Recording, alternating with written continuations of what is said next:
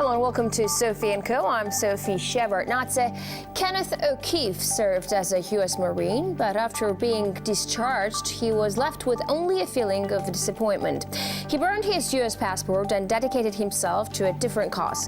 His rich activist biography includes being a human shield in Iraq, sailing on a Gaza flotilla, protecting marine life in Hawaii, and helping establish dialogue with Iran. And he is our guest today. As a Marine, Kenneth O'Keefe fought against Iraq. It shattered his view of the world. Ever since, he has been fighting a war against war, facing American bombs as a human shield or running the Gaza blockade. He is never afraid to speak truth to power. But what makes him take up action for others? So I'm here with activist Kenneth O'Keefe. It's really great to have you on our show.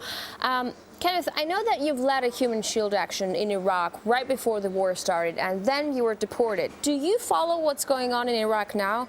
For example, the November death toll was almost 1,000, and 2013 is the deadliest year since 2008. Why do you think the removal of Saddam hasn't improved the lives of Iraqis? Or has it? I don't know. Well, I think if you really want to know the truth about the invasion of Iraq, there's clearly some incentives for the invasion. Oil, securing oil was one of them. Establishing permanent military bases in the region was another one. But a far less talked about reality is Israeli plans, which made clear that the balkanization of surrounding countries, in particular Iraq, if we go to Oded Yanan's plan for Israel in the 1980s, it lays out very clearly a strategy of destabilizing all of the surrounding areas of Israel. This includes Syria, Lebanon, Jordan, Iraq, and even Egypt and Saudi Arabia. And this long-term goal is part of the Greater Israel Project. So in terms of the sectarian divide you see happening in Iraq today, it's actually all part of a very well-designed plan to try and secure the goal, this fantasy goal of the Greater Israel Project. Okay, but why would Israel benefit from an unstable Middle East, an unstable Arab nations? Because what we see that this instability actually is followed by fundamental Islam, and people who are overthrown yes, are either replaced by fundamentalist powers, or there's just more sectarian violence that grows. Yes, and it would seem on the surface from a sane point of view that everything is going wrong. But in fact, when you fracture a country along sectarian divide, ultimately you weaken the country. What the last thing that Israel or the United States wants is a strong Nasser-type leader, an Arab nationalist who will seriously ensure that the resources of that country are taken and protected and used for the benefit of the people. That's the last thing that the empire wants and that Israel wants. So while you have these religious fundamentalist nutcases who are running around bombing and doing all sorts of stuff like that, you have a weakened, fractured country in Iraq, and that is the prerequisite for ultimately expanding Israel into the fantasy of the Greater Israel Project. It doesn't seem sane, and it's not sane, because those who are trying to carry out these agendas are pure and simple psychopaths. And so you think that American administrations, one after another, have been following this plan for 30 years? If you ask me how the world functions, then you have to understand one thing plain and simple. The head of the snake, the system of power, is headed by the financial system.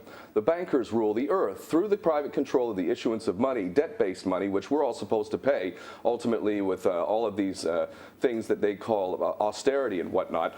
The bankers basically, through the control of the issuance of money, which allows them to provide themselves with an infinite supply of money, means they can buy anything and anyone that can be bought. So when we look at the vast majority of governments around the world, they're nothing more than puppets who are carrying out an agenda for the bankers. And the bankers at the top of this pyramid are, as I've said, plain and simple psychopaths. They're drunk on their own power. They're used to getting everything they want. They can buy anything and anyone that can be bought. And this explains the corruption of virtually every government we can look at. And the policies do not reflect the interests of the people. They reflect pure and simple the interests of the bankers. But Kenneth, if what you're saying is true, that governments obey the big banks and the big money, then it would really take the people and revolution in each country that you have named to actually change things around. Do you really see revolution taking place in America, for example? Well, it's already happening. I'll give you a great example of why I'm optimistic about things in America. You know, the President of the United States, traitor that he is actually a constitutional lawyer. He's actually trained at the highest levels of university in constitutional law. Do you know how obscene it is that somebody who is trained in constitutional law giving himself the authority to execute anyone, anywhere, at any part of the planet with no jury, no trial, no conviction, no nothing?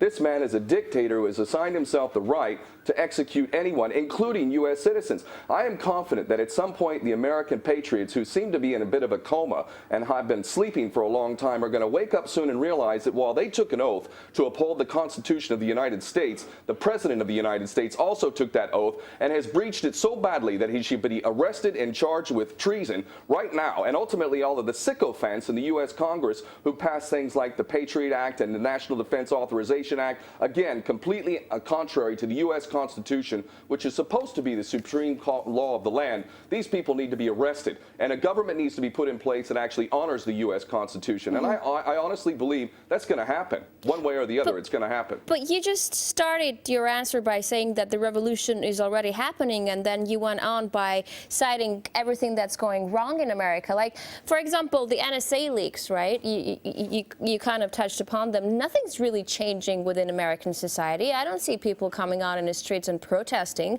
even though they know that they're being listened to. Even Europe, look at Europe. Yeah, they express their outrage at the fact that they've been listened to, including the presidents, but nothing is really happening. It's not like America is cutting down on their NSA programs, and it's not like people aren't listened to anymore. So where's the revolution that you're talking about? Let me give you. I'll tell you what. This is another thing that really excites me, Sophie, because while you're not seeing it, apparently, and many other people may not be seeing it, let me give you a perfect example where the revolution has already occurred. And the first step of that revolution is awareness. No one is more hopelessly enslaved than those who falsely believe they are free.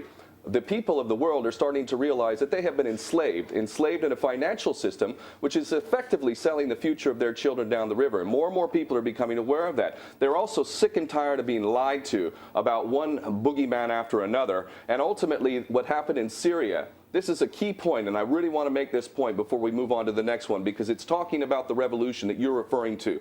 The reason why we did not hit Syria, the reason why we did not start bombing Syria is one simple thing, and that is that the people of the West and the world simply did not buy it. They didn't have to go on the street and protest. Keep in mind, back in 2003, we had the largest protest in the history of the world, did not stop the invasion of Iraq. But I'm telling you, the invasion and the occupation and ultimately the bombardment of Syria has been planned long ago. It's a stepping stone towards Iran, which is the ultimate goal for these psychopaths, and they could not bombard Syria, and the reason why they couldn't even vote to secure that vote to favor that here in Britain is because the people overwhelmingly did not buy it. In the United States, the approval for bombardment of Syria was about 9%. That's why the U.S. Congress, which is a treasonous body of government, couldn't even go to a vote on it, because if they went to a vote on it and actually voted for another war, and this farcical war on terror, where the fantastic American servicemen took pictures of themselves saying, I did not join the U.S. military to fight with Al-Qaeda in Syria,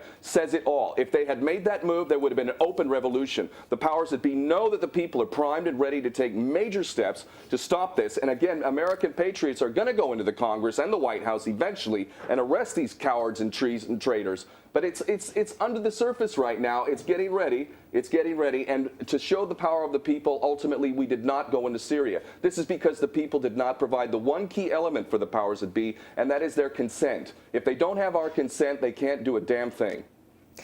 So you actually bring me to my next point, which is Syria, and you're saying the allegations in the Western press that it wasn't Syria but Iran that was the actual goal, the final goal, is true. What happens now if Assad starts to look like he is finally achieving a decisive victory? How will the United States respond, you think?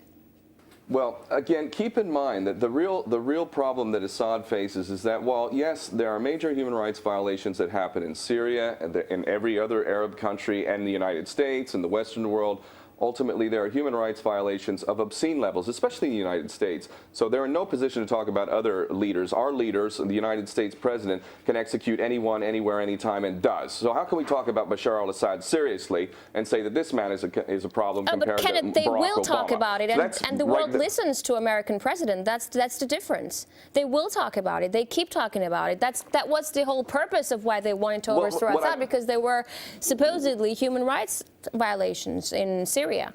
Yeah, but we can talk about the point that I'm making is that the U.S. president has given himself the authority to execute anyone, anywhere, anytime, for any pretext, any bogus reason. Is that more of a problem to the world than Bashar al-Assad? Of course it is. It's much more of a problem that the President of the United States says he can execute anyone, anywhere, anytime. And yet we're sitting here talking about Bashar al-Assad, which, granted, this man has committed crimes in Syria. There's no question of that. But when we look at the U.S. President, when we look at Israel, when we look at the Britain, this alliance, this true axis of evil between these three countries, the amount of devastation that has occurred in Iraq and Afghanistan and other parts of the world, Yemen, Pakistan, is so devastating. I think it's beggars belief that we as people can be conned into thinking that Bashar al-Assad is the problem, or that Ahmadinejad was the problem. We are the problem. We in the West are the problem, especially the United States government. So it really is quite ridiculous that we get manipulated into saying, oh, we have to take care of this problem over there. The problem is in our own backyard, and we know this. We've got to take care of our dirty, filthy house of corruption. The United States Congress is nothing but a den of traitors, the most sycophantic, disgusting traitors you can imagine. And the White House has got a dictator. This is a problem. This is a major problem, much bigger problem than what's happening in Syria or Bashar al-Assad. And we'll be back after a short break to talk about should Iran be able to develop its nuclear program, and also why is it so bad having an American passport? Stay with us.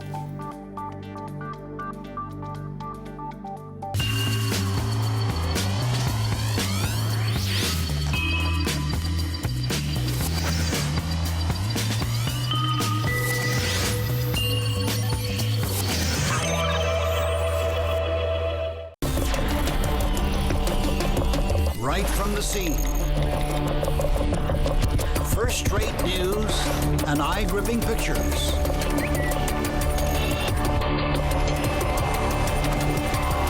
On our reporters' Twitter and Instagram.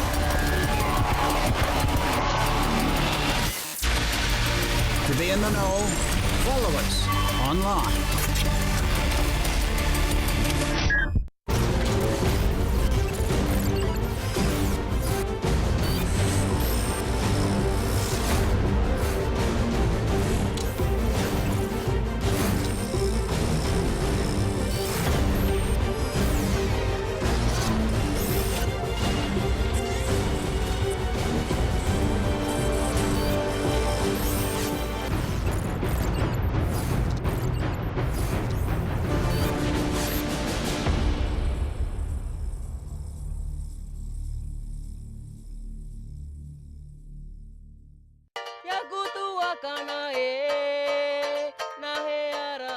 They look like bounty islands, where the locals can enjoy the sun and the ocean. But what was buried here years ago means these people are suffering the consequences.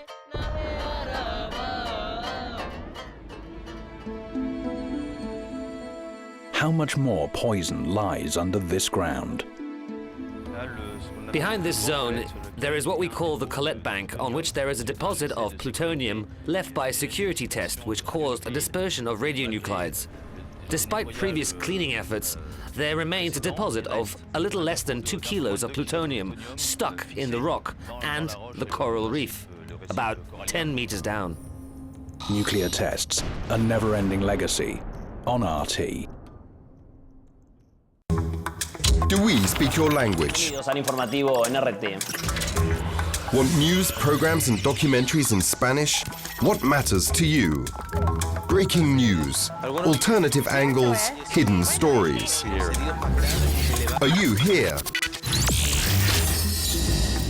Then try RT Spanish. To find out more, visit actualidad.rt.com.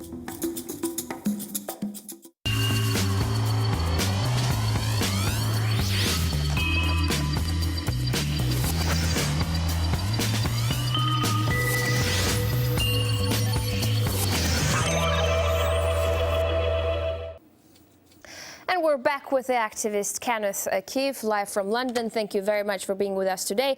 Now, you have great knowledge and strong opinions about events in the Middle East. Iran has recently softened its attitude towards its opponent after decades of deadlock. Israel is annoyed. And how do you see that developing?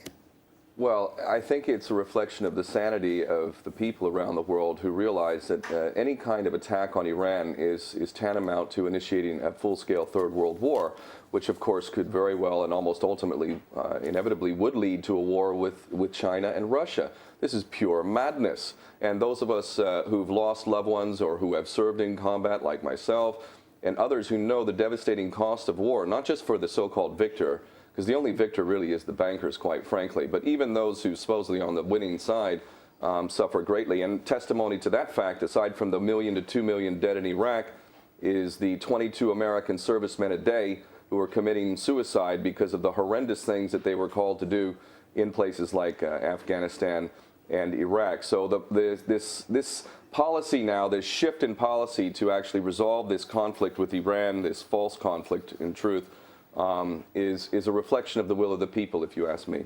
So you think Netanyahu is which bluffing? is starting to achieve the goal. So you think Netanyahu is bluffing?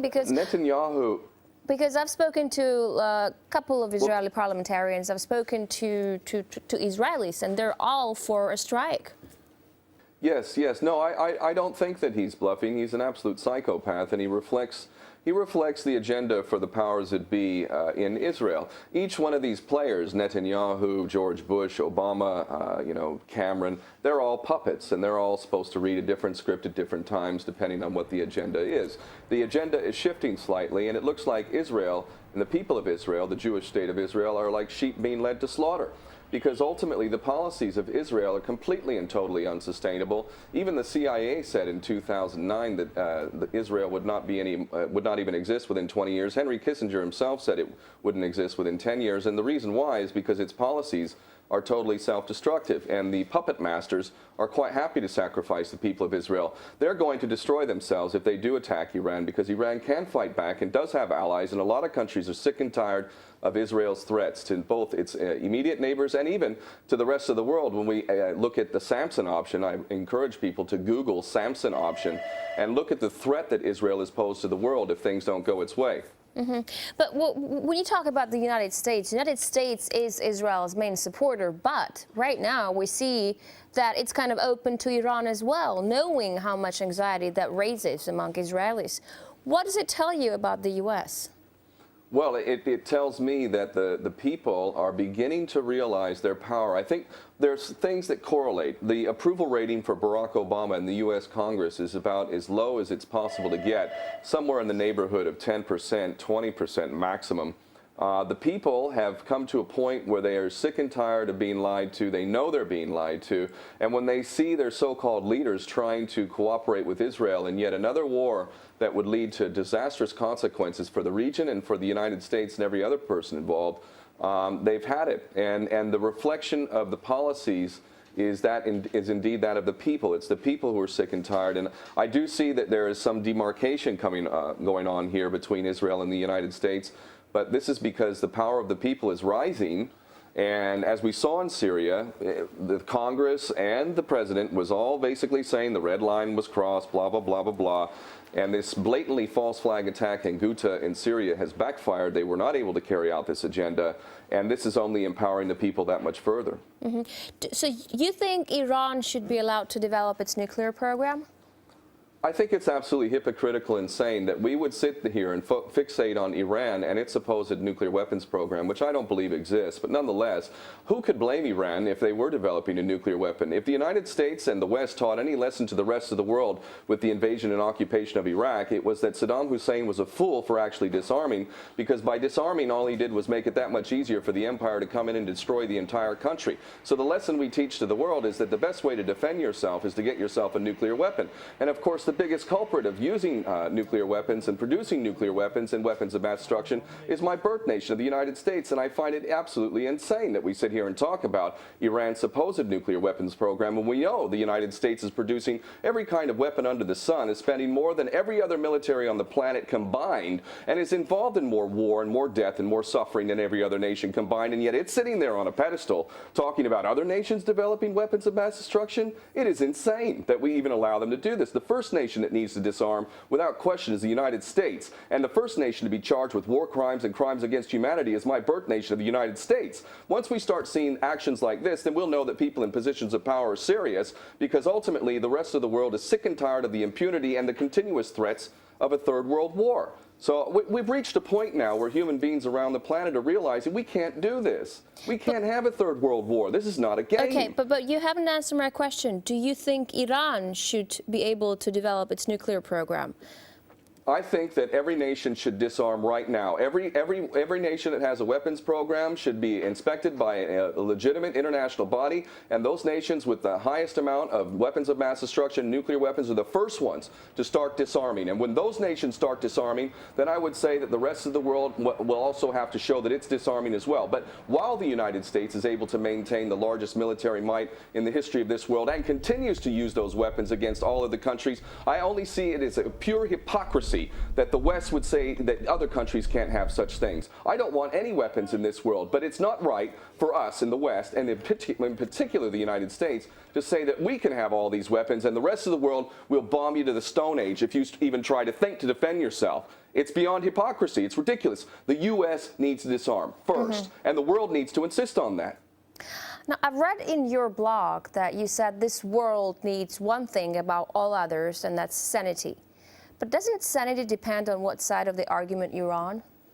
No, I think we were all sane when we were children, and unfortunately what passes as education is actually indoctrination, and through indoctrination we've turned into really largely a bunch of dupes who've enslaved ourselves without even knowing it. But when you regain the capacity to think for yourself, to actually become human, it becomes very clear. For instance, if we look at these politicians who historically lied to us over and over and over again, and we realize that the war-making industries are absolutely inherently interested in perpetuating war, and if we look at the people in positions of power and we see how they continuously reap major bonuses with the banks, they get bailouts to the tune of trillions, and yet we're being told that we're not working hard enough, that we're in debt, all of these things combined lead us to a point where we reach a certain level of sanity and realize, you know what, this entire system does not represent me. And in fact, every person on this planet, every single person on this planet is fighting the same enemy. And that enemy uses the financial system to enslave all of us. It doesn't take a genius to figure this out. In fact, more and more people are figuring this out.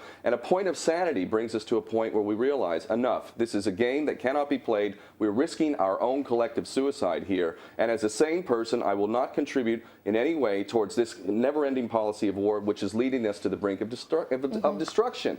And this is not about being intelligent. This is about being sane, first and foremost. The average person can understand this very easily.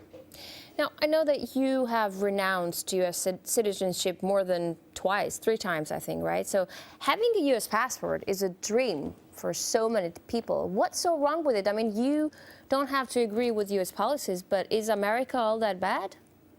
Well, when you look at citizenship, you have to understand that citizenship is a contract. It's a social contract between the state and the citizen. Under that contract, you have supposedly rights, and you also have obligations. Now, I looked at the obligations of being a U.S. citizen, and I realized I cannot pay into a tax system, which is basically paying off debt to the bankers. But nonetheless, we pay into a tax system which is used to produce military capability that is also ultimately used in other parts of the world, which is ultimately killing my brothers and sisters in other parts of the world. I do not agree to contributing to a tax system that is being used to commit mass murder against people I consider to be my brothers and sisters halfway around the world. It's a violation of my ethics as a man, as someone who believes in justice for everyone and wants a better world for everyone. I cannot pay for the murder of my brother or sister, and that's part of the contract of citizenship. So I said, which was to me a sensible thing and a moral thing to do, take my name off of that contract because I do not agree to it,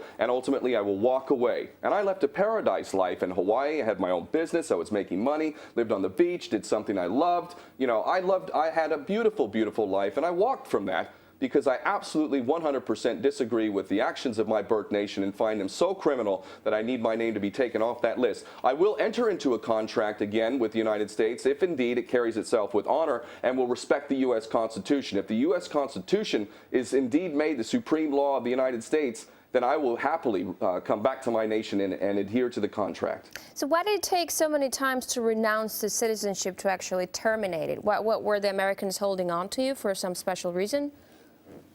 Shouldn't it be just easy to renounce, to say I don't want to be a citizen anymore and period?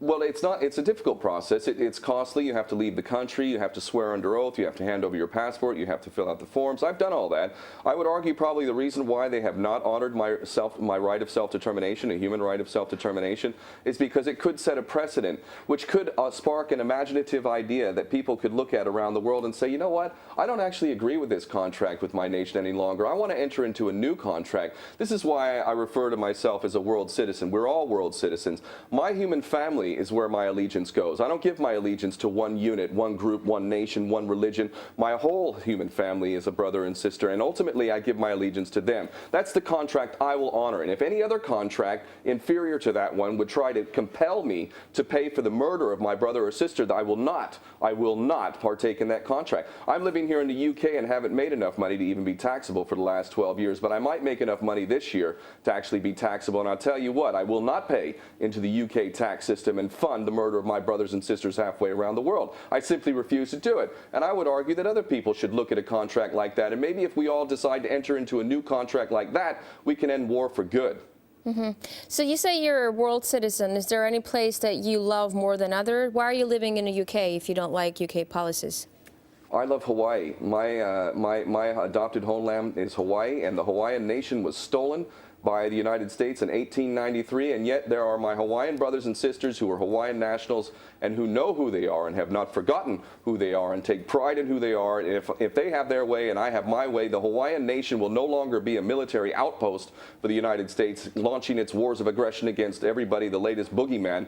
Hawaii is the place that I long to live. I plan to return there, but I want the empire out of Hawaii. Hawaii is not an extension of the U.S. empire. It is a Hawaiian nation, and the people of Hawaii, the Kanaka Maoli, deserve to have their nation back. Thank you so much for this wonderful, interesting interview. That's it for today, folks, and we will see you in the next edition of Sophie & Co.